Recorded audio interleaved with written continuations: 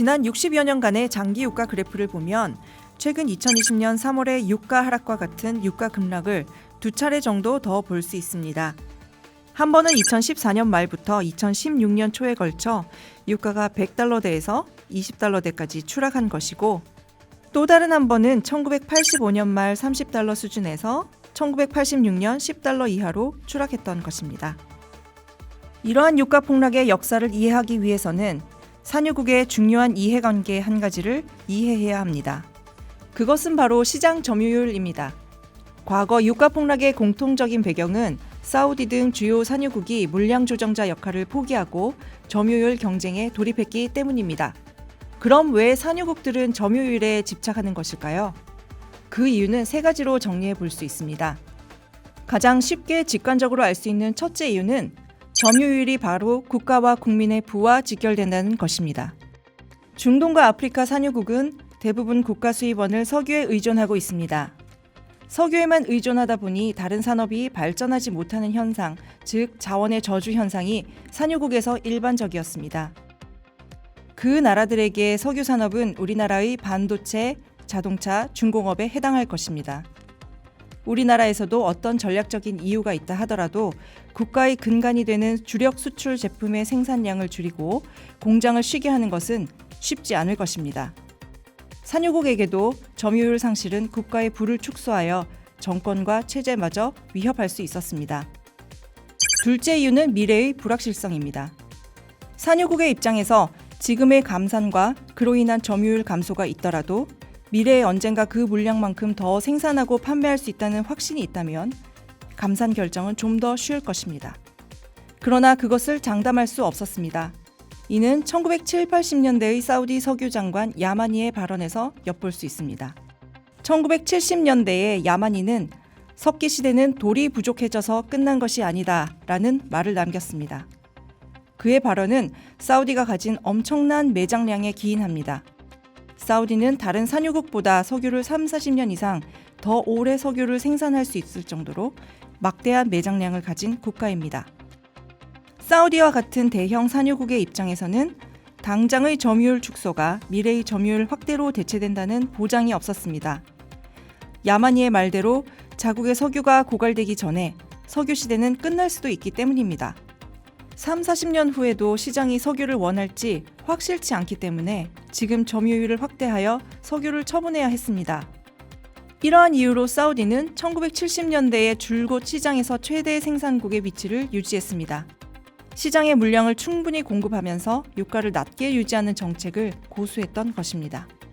이를 통해 신생 산유국의 등장과 대체 에너지의 개발을 억제하면서 사우디의 점유율을 안정적으로 유지할 수 있었습니다. 그러나 1982년도를 기점으로 북해, 미주, 아프리카 등 비오펙 생산량이 오펙의 생산량을 앞지르게 되고 전반적인 공급도 수요를 초과하게 됩니다. 1980년대 초반 사우디가 과거와 같이 하루에 1000만 배럴 수준을 시장에 공급하게 되면 30달러 수준의 공식 가격은 무력해지고 시장의 유가는 20달러 또는 10달러 이하로 떨어질 것이 명백했습니다. 이 때문에 사우디는 물량을 충분히 공급하는 정책을 잠시 포기하고 급격한 감산에 돌입합니다. 1983년 말부터 85년 말까지 사우디는 하루 생산 물량을 1000만 배럴 수준에서 300만 배럴 수준까지 줄입니다.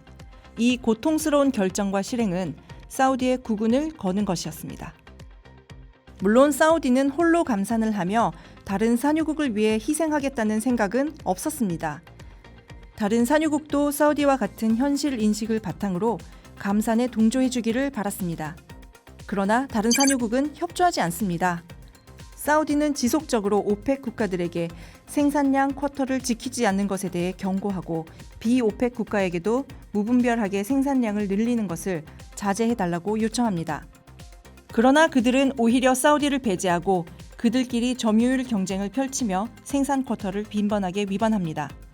견디다 못한 사우디는 1985년 말 감산 정책을 포기합니다. 2020년 3월 러시아의 감산 거부에 반발하며 증산을 선언한 사우디의 모습과 유사합니다.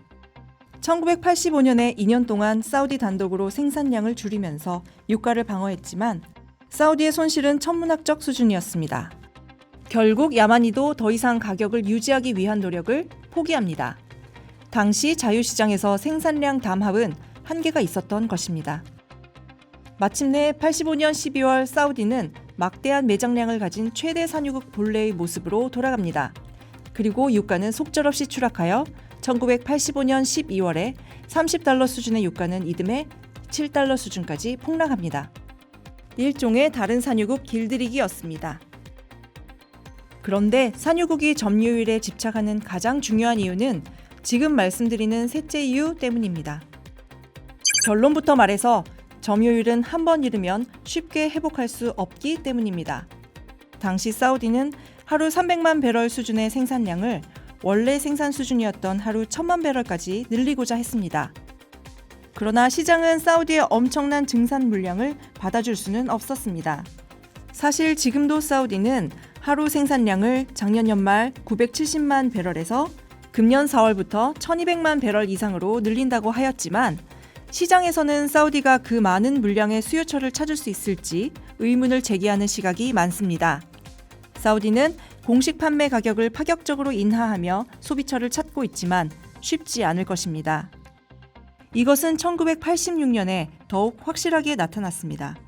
당시 사우디의 생산량은 1981년에 하루 1030만 배럴을 기록하였다가 오펙 단일 유가 체제를 유지하기 위하여 1985년 하루 300만 배럴까지 줄어듭니다. 1986년부터 사우디는 점유율 회복 정책으로 돌아섰으나 과거 생산량인 하루 1000만 배럴 수준을 쉽게 회복하지 못했습니다. 이후에도 계속 5,600만 배럴에서 머물다가 1991년 걸프전이 발발하고 나서야 겨우 800만 배럴 수준을 회복합니다. 잃어버린 점유율을 회복하는 데 10년 이상이 걸렸다고 해도 과언이 아닙니다. 이후 사우디는 점유율을 지키는 것의 중요성을 깨닫고 안정적인 수요처를 확보하기 위해 노력합니다. 사우디 국영석유사인 아람코는 1988년 미국 텍사코의 정유회사 지분 50%를 취득합니다. 그리고 이 정유사로 하여금 자사원유를 지속적으로 구매하게 합니다.